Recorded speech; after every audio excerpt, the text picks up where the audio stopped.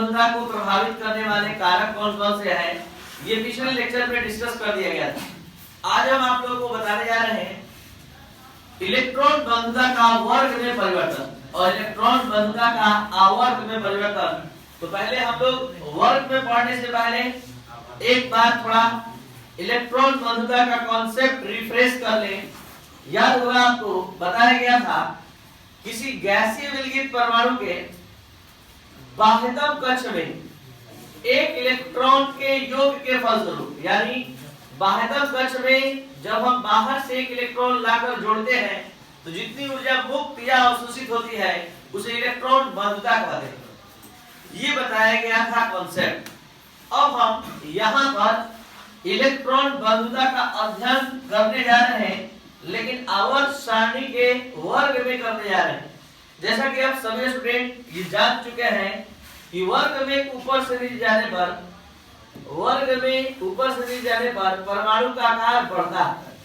तो परमाणु का आकार जब बढ़ता है तो आप समझ सकते हैं कि ये नाभिक आने वाले इलेक्ट्रॉन को पहले की अपेक्षा तेजी से आकर्षित नहीं कर पाएगा, कारण आने वाले इलेक्ट्रॉन और नाभिक के बीच की दूरी में लगातार वृद्धि होगी। यही कारण है कि वर्ग में ऊपर से नीचे जाने पर इलेक्ट्रॉन बंधुता के मान में कमी होती है। कमी का मुख्य कारण इस परमाणविक आकार का बढ़ना है, यानी जब परमाणविक आकार अधिक होता है तो इलेक्ट्रॉन बंधुता का मान क्या होता है, कम होता है।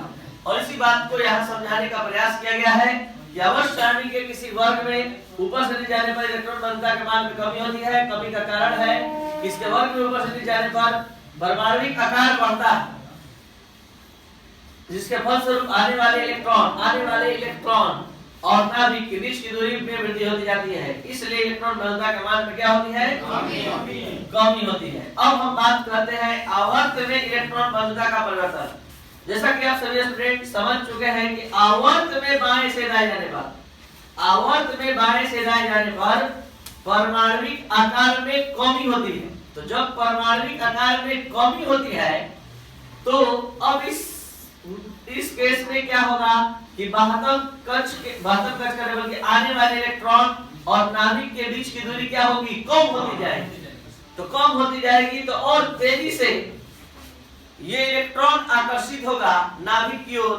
तो इलेक्ट्रॉन बंधुता के मान में कुछ अपवाद के बावजूद वृद्धि होती जाएगी। ये अपवाद कहां से आ गया, तो आप सभी स्टूडेंट पढ़े थे कि पूर्ण भरे हुए उपकक्ष और अर्ध भरे हुए उपकक्ष ज्यादा स्थायी होते हैं।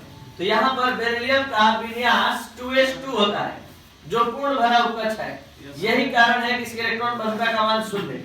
यहाँ नाइट्रोजन का बाह्यतम विन्यास 2s2 2p3 है जो अर्ध भरा है, तो इलेक्ट्रॉन बंधुता का मान 0। और नोबेल गैस का तो अच्छे से समझ कर गए थे कि इन सभी नोबेल गैस के बाह्यतम कक्ष में 8 इलेक्ट्रॉन होता है, यानी NH2np6 होता है। पूरा उपकक्ष भरा होता है और जब पूरा उपकक्ष भरा होता है तो ये कोई इलेक्ट्रॉन के प्रति कोई लगाव नहीं दिखाता है। लगाव नहीं दिखाना मतलब इलेक्ट्रॉन बंधुता का मान 0 आना प्रूफ होता है।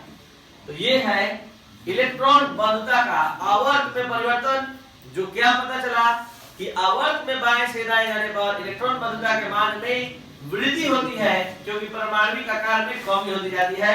लेकिन ये वृद्धि बीच में लगातार नहीं हो पाती। कारण है इसका जिम्मेवार कौन है, तो बाह्यतम इलेक्ट्रॉनिक विन्यास। ठीक है, तो ये था आपका शेष बचा हुआ टॉपिक। ध्यान से अब आगे नए टॉपिक को आप समझने जा रहे हैं। अब नाम है इस टॉपिक का विद्युत ऋणात्मकता, जो हम समझाने जा रहे हैं।